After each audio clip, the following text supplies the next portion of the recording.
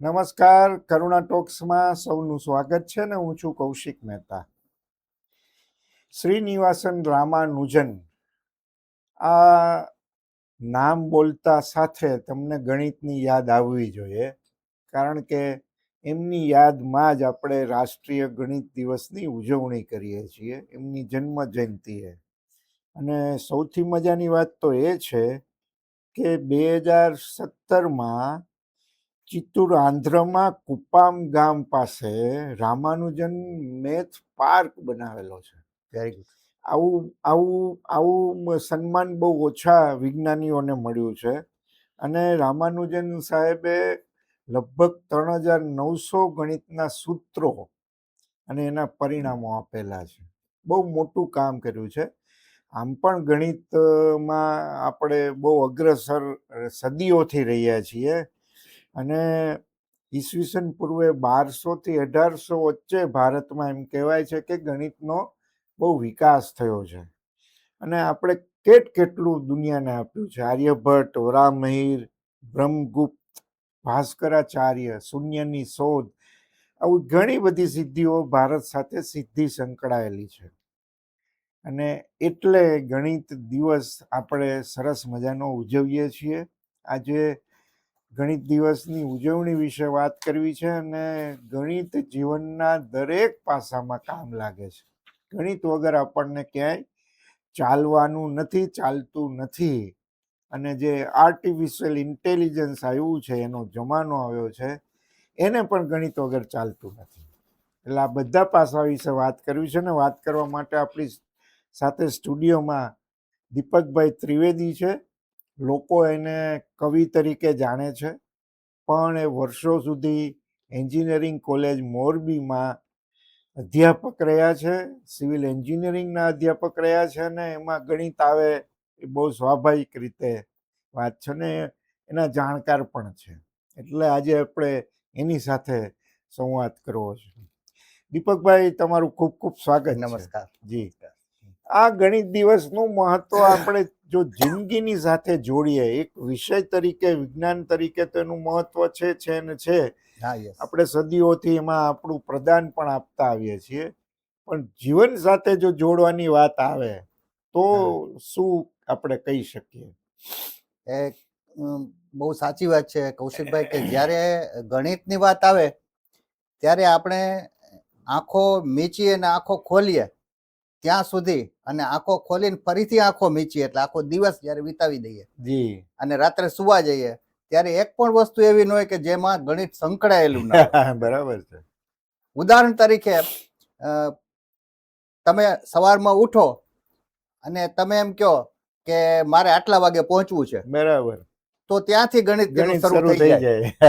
8 વાગે પહોંચવું હોય તો 7:30 એને નીકળવું પડે. એ ગણિતની ગણતરી દ્વારા જ ત્યાં પહોંચી શકે. જી જી જી. તો એ જે ક્રમ છે, આખો ઉપક્રમ આખો છે, એમાં ગણિત સંકળાયેલું છે.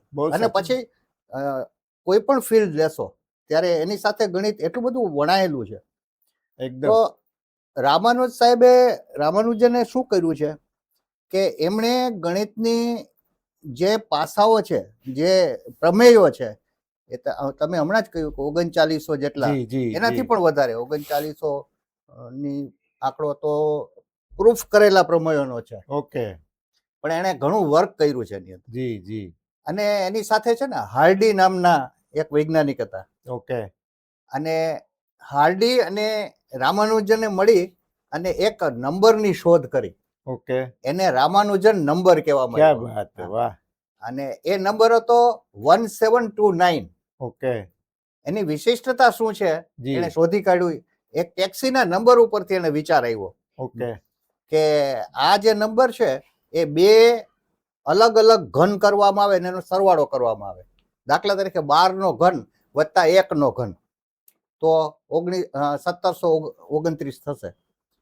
તો 1729 છે એ નાનામાં નાની સંખ્યા, પહેલી નાનામાં નાની સંખ્યા છે કે જે બે ઘનના સરવાળાથી બનેલી છે. બરાબર.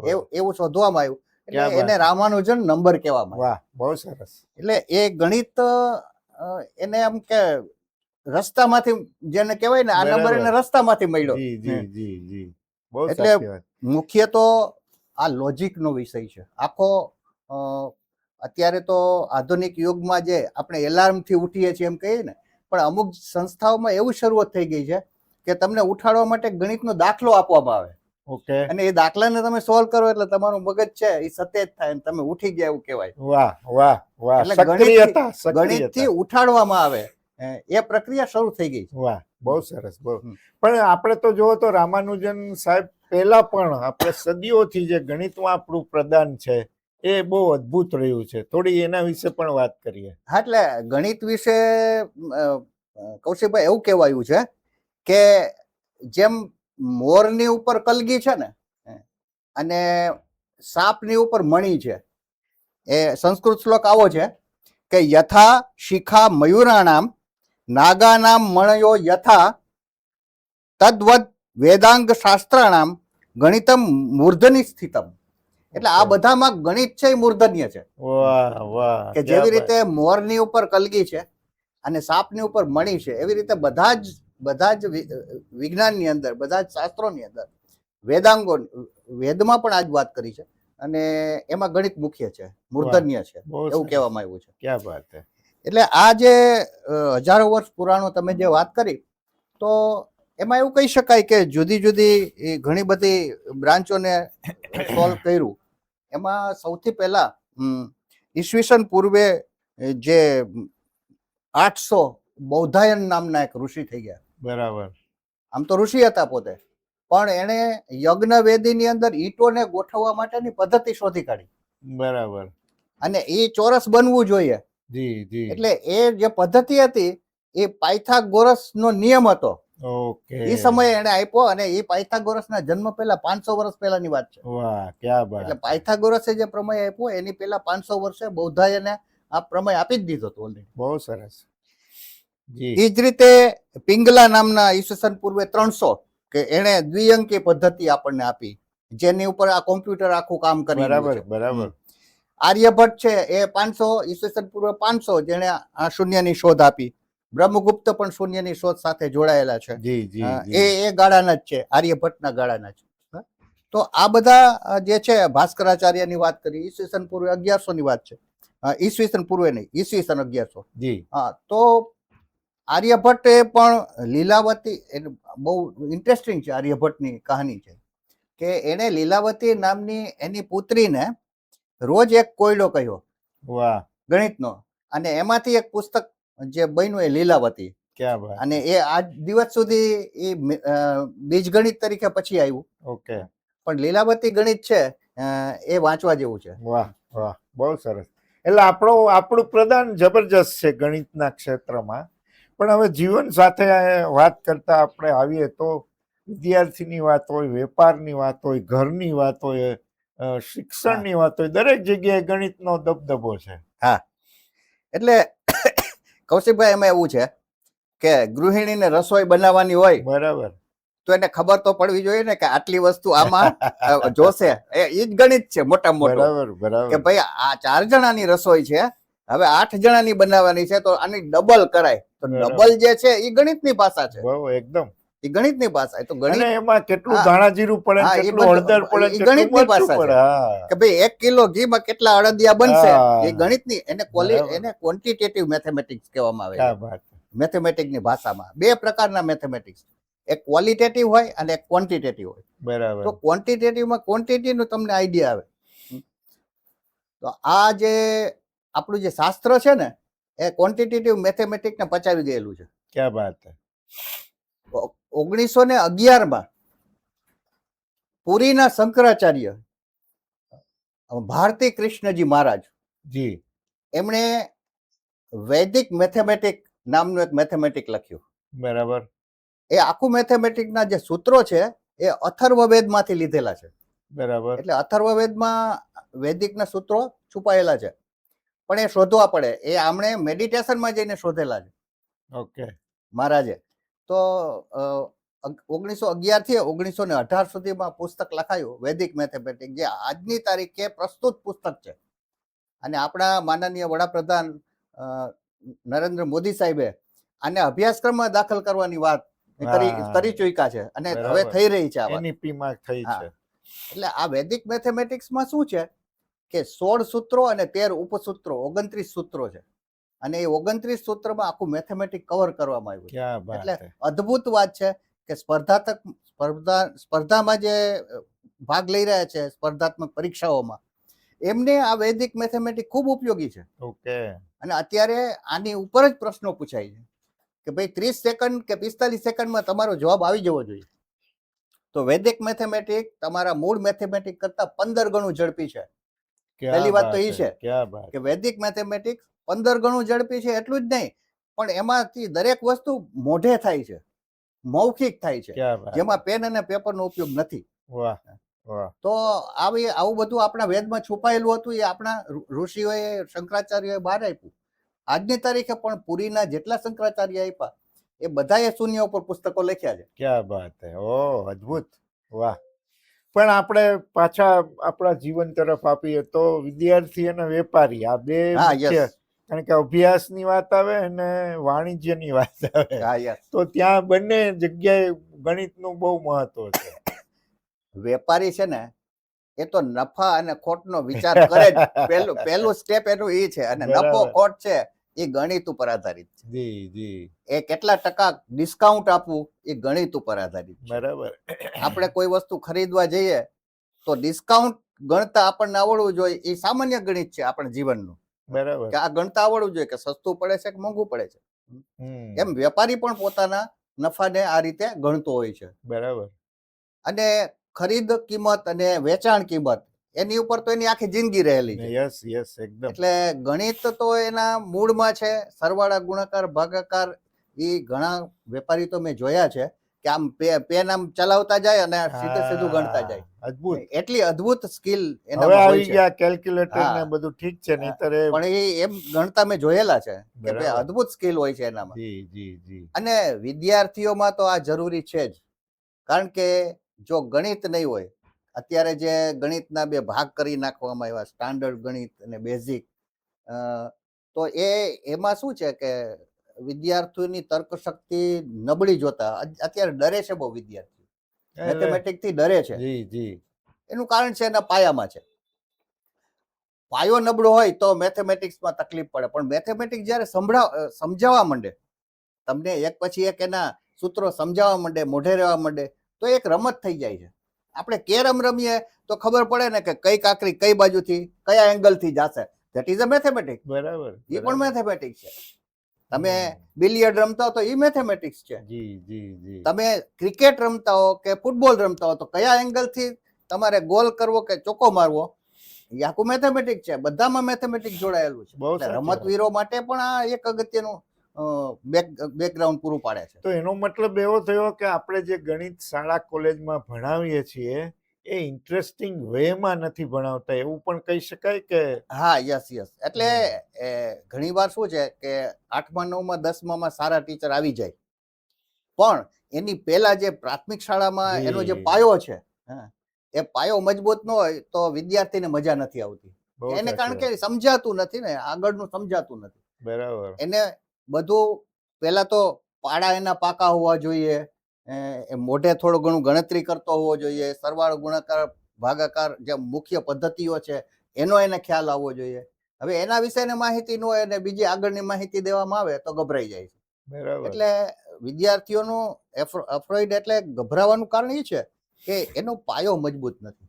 પણ જો ઇન્ટરેસ્ટિંગ ટીચર હોય, અમારા ટીચર અમને કવિતા કરીને પણ આવું ભણાવતા, અને એના વિશે કહેવાય કે ભાઈ આ રીતે ગણો તો એનો સૂત્રને સૂત્રાત્મક રીતે કવિતામાં કેવી રીતે લઈ આવે તમને યાદ રહે, એ રીતે ઇન્ટરેસ્ટિંગ ભણાવે તો વિદ્યાર્થીઓને પણ કવિતામાં ગણિત વગર ક્યાં ચાલે છે? હા, યસ.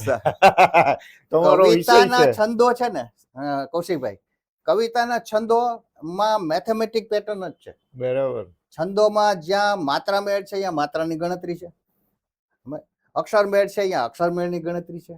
તો એ બધી ગણતરી પૂર્વક જ તમે લઈ અને ગઝલ લખી શકો છો. કવિમાં તો એ વણાયેલું જ હોવું જોઈએ. જી જી. લેખક, કવિ, આ બધામાં ગણતરી તો હોય જ છે કે આટલા શબ્દોમાં આપણે આટલી વસ્તુ રજૂ કરવાની છે. બહુ સાચી વાત. પ્રોફેસરો છે દાખલા તરીકે, તો એને પણ પીએચડીના જે વર્ક ચાલતા હોય એમાં ગણિત વિના ચાલવાનું નથી. આજકાલ તો કોમ્પ્યુટર ઉપર એટલું બધું વર્ક થવા માંડ્યું છે કે દરેક જગ્યાએ આજે આર્ટિફિશિયલ ઇન્ટેલિજન્ટ આવી ગઈ છે દરેક જગ્યાએ. તો આર્ટિફિશિયલ ઇન્ટેલિજન્ટ એ મેથેમેટિકનો જ પ્રોગ્રામ છે. બરાબર બરાબર. એની સાથે પછી ભાષાકીય મોડેલો જોડવામાં આવે છે અને બીજા વિઝ્યુઅલ મોડેલો જોડવામાં આવે છે. મૂળભૂત રીતે શરૂઆતનું જે એઆઈ હતું એ માત્ર મેથેમેટિક હતું શરૂઆતમાં, પછી બધું જોડાયું કે ભાઈ આમાં હવે કાર છે એ ડ્રાઈવર વિના ચાલે તો એમાં મેથેમેટિક્સ એના વગર થાય જ નહીં. એક ક્ષણે મેથેમેટિક જોઈશે એમાં કે આટલા એંગલે આ કાર આવે છે, આટલા એંગલે આ સામેથી આ આવે છે, એમાં મેથેમેટિક પૂરેપૂરું જોઈશે. બહુ સાચી વાત, બહુ સાચી વાત. એટલે ટૂંકમાં તમે જીવનનું કોઈ પણ પાસું હોય, તમને ગણિત વગર ચાલવાનું નથી. તમે શાળા કોલેજમાં ગણિત સારી રીતે ભણ્યા છો કે નથી ભણ્યા, અથવા તો તમને આવડે છે કે નથી આવડતું, પણ જીવનમાં કોઈ પણ ક્ષેત્રમાં સફળ થવું હોય તો ગણિત આવશ્યક છે. આ બહુ સ્પષ્ટ વાત છે. એટલે ઘણા ગણિતને એમ કે છે કે આ શુષ્ક છે, પણ શુષ્ક નથી.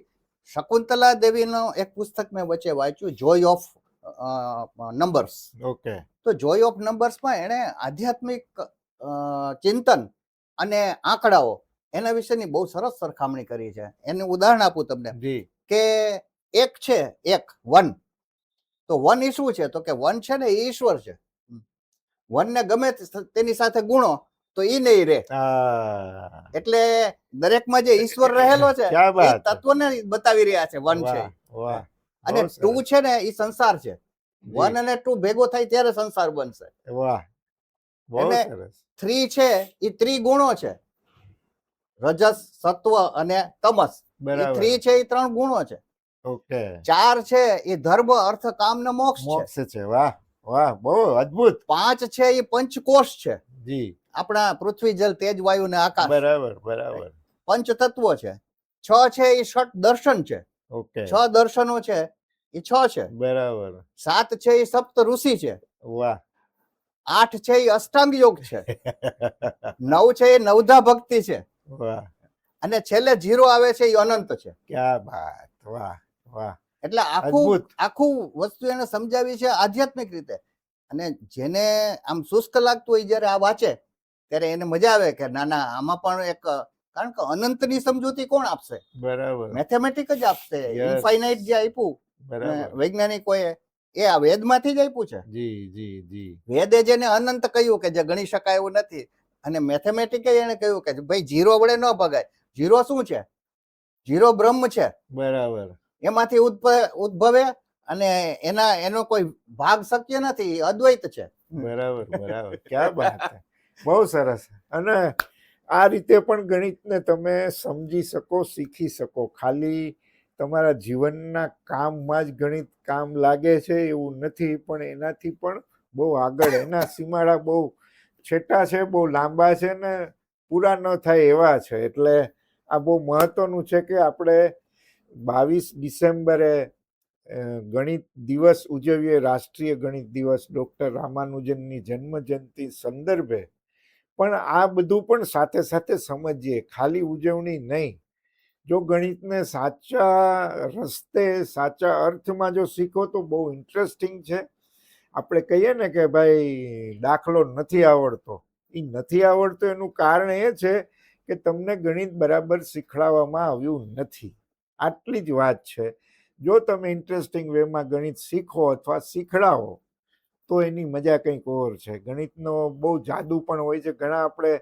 ઘણા લોકોને આપણે જોયા છે કે સોશિયલ મીડિયામાં પણ એવા રીલ્સ તમને જોવા મળતા હશે કે એક વાતને કઈ રીતે મૂકે અને કઈ રીતે લઈ જાય, એન્ડ સુધી લઈ આવે, લોજિકલ એન્ડ સુધી. બહુ અદ્ભુત લોકો એમાંથી રમતો ઊભી કરી છે ગણિતોની. એટલે આ પણ બહુ મહત્વનું છે. એટલે જીવનમાં દરેક ક્ષેત્રમાં તમને ગણિત ઉપયોગી થવાનું છે. એ જ આ ગણિત દિવસનો સંદેશ છે. દીપકભાઈ, તમે અમારી સાથે જોડાયા અને ગણિતની ઘણી બધી ઇન્ટરેસ્ટિંગ વાતો કરી અને દર્શકોને પણ મજા આવી હશે. તમારો ખૂબ ખૂબ આભાર. Thank you very much Kaushikbhai, આપનો ખૂબ ખૂબ આભાર.